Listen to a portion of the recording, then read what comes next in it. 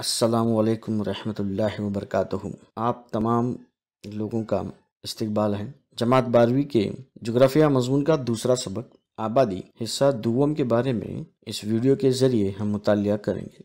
تو چلیے پہلے دیکھتے ہیں اس سبق کی روشنی میں کن نکات کا مطالعہ ہمیں کرنا ہے۔ آبادی کا ڈھانچہ یا ساخت۔ آبادی کا شمار دیگر وسائل کی مانند کیا جاتا ہے۔ آبادی کی فطری، ذہنی اور ادراکی خصوصیت ملک کی ترقی پر اثر انداز ہوتی ہیں۔ علاقائی ترقی قدرتی وسائل کے ساتھ ساتھ انسانی وسائل کے صحیح استعمال پر مبنی ہے۔ انسان کی سرگرمیاں بھی آبادی کی خصوصیت اور ساخت کی بنا پر ہوتی ہیں۔ اس کو خیال میں رکھتے ہوئے آبادی کے ڈھانچے کا مطالعہ ہمارے لیے کافی اہم ہو جاتا ہے، جو مندرجہ ذیل نکات کے ذریعے ہم سیکھ سکتے ہیں۔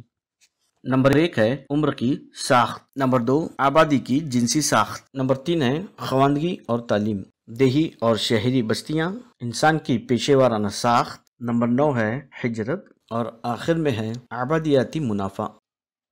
تو آئیے سب سے پہلے بات کرتے ہیں عمر کی ساخت۔ آبادی کی تقسیم لوگوں کی عمر کے جماعتوں میں کی جاتی ہے، جو آبادی کی ساخت کہلاتی ہے۔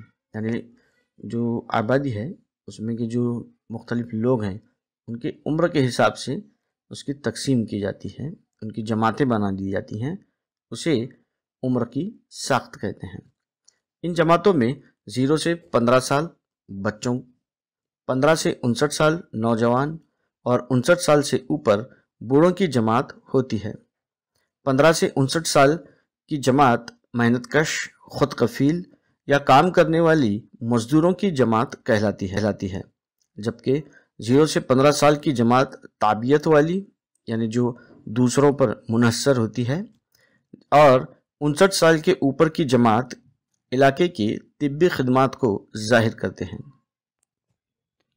آبادی میں ان کی تعداد مستقل نہیں ہوتی، یعنی کل آبادی میں بچوں کی، نوجوانوں کی یا بوڑھوں کی جو تعداد ہے وہ تبدیل ہوتی رہتی ہے۔ یہ مسلسل تبدیل ہونے والا عمل ہے جو شرح پیدائش، شرح اموات سے جڑا ہوتا ہے۔ اس لیے ملکی سطح پر بھی بڑے پیمانے پر ہمیں تفاوت نظر آتی ہے۔ عمر کی ساخت کی معلومات حاصل کرنے کے لیے مختلف ملکوں کی آبادی کے اہرام کا مطالعہ کرنا ہوتا ہے۔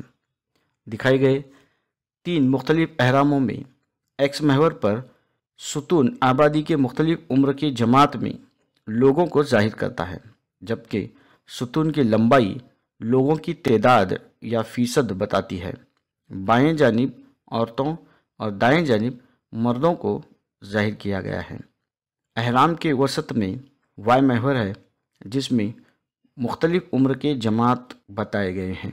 بنیادی ستون بچوں کی اور اوپری ستون بوڑھوں کی تعداد بتاتے ہیں۔ یعنی اہرام کے جو بنیادی ستون ہیں اس میں بچوں کی تعداد ہے، اور جیسے جیسے اہرام کے اوپری جانب ہم جاتے ہیں عمر بڑھتی جاتی ہے، اور آخر میں بوڑھوں کی تعداد کو بتایا گیا ہے۔ آئیے اب آبادی کے تینوں اہراموں کا مختصر مطالعہ کرتے ہیں۔ نمبر 1 ہے توسیع پذیر اہرام۔ اس اہرام میں بنیادی حصہ چوڑا ہوتا ہے، جو بتدریج اوپر کی جانب تنگ ہوتا جاتا ہے۔ یہ اس بات کو ظاہر کرتا ہے کہ زیادہ عمر کے لوگوں میں شرح اموات زیادہ ہے، ساتھ ہی اس بات کی طرف بھی اشارہ کرتا ہے کہ اس قسم کے آبادی میں شرح پیدائش اور شرح اموات دونوں زیادہ ہیں۔ نمبر 2 ہے مضیق یا تنگ اہرام۔ اس قسم کے اہرام میں بنیادی حصہ تنگ اور اوپری حصہ چوڑا ہوتا ہے۔ اس سے ظاہر ہوتا ہے کہ آبادی میں نوجوانوں کی تعداد کم اور بوڑھوں کی تعداد زیادہ ہے۔ یہ کم شرح پیدائش اور اس سے بھی کم شرح اموات کو ظاہر کرتا ہے۔ نمبر 3 مستحکم یا مستقل اہرام۔ یہ اہرام تقریباً ہر عمر کی جماعت میں یکساں تعداد ظاہر کرتا ہے۔ شرح پیدائش اور شرح اموات دونوں بہت کم ہوتے ہیں اور یکساں بھی۔ آبادی میں بمشکل اضافہ ہوتا ہے۔ عمر کی ساخت کسی بھی ملک کی ترقی پر براہ راست اثر انداز ہوتی ہے۔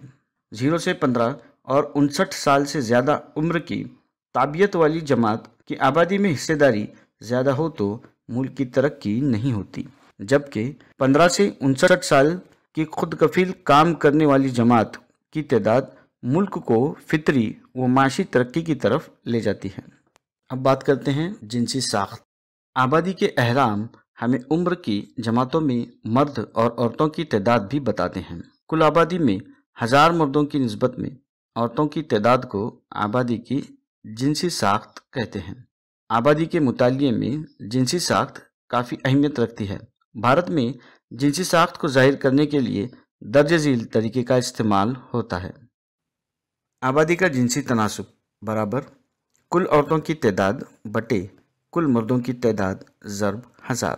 جنسی تناسب یا ساخت سماج میں عورتوں کے مقام کو ظاہر کرنے کا ایک اہم ذریعہ ہے۔ اوسطاً دنیا میں 1000 مردوں کی نسبت میں 990 عورتیں ہیں۔ یوکرین، روس، ایسٹونیا، لواٹا میں جنسی تناسب زیادہ ہے، جہاں 1000 مردوں کی نسبت میں 1162 عورتیں ہیں۔ اس کے برعکس سعودی عربیہ اور اطرافی ممالکوں میں 1000 مردوں کی نسبت میں 667 عورتیں ہیں۔ ممالک جیسے چین، بھارت، پاکستان، بھوٹان میں جنسی ساخت کم ہے۔ ہم یوں بھی کہہ سکتے ہیں کہ براعظم ایشیا میں جنسی تناسب کم ہے۔ خواندگی اور تعلیم کسی بھی ملک کی سماجی اور معاشی ترقی کا اشاریہ ہوتے ہیں۔ یہ کسی بھی ملک کے باشندوں کی زندگی کا معیار، عورتوں کی سماج میں حیثیت، تعلیم کی سہولتوں کی دستیابی اور حکومت کی پالیسیوں پر روشنی ڈالتے ہیں۔ خواندگی اور تعلیم ملک کی معاشی ترقی کی اہم وجہ بھی ہے اور سبب بھی۔ ہر ملک کی خواندگی کی اپنی اپنی وضاحت ہے۔ بھارت میں خواندگی کی تعریف کچھ اس طرح ہے: وہ تمام 7 سال کے افراد جو پڑھنے لکھنے کی صلاحیت رکھتے ہوں اور علم حساب کی سمجھ، حساب کتاب رکھنے کے قابل ہوں، خواندہ کہلاتے ہیں۔ کل آبادی میں سے ایسے لوگوں کی فیصد خواندگی کہلاتی ہے۔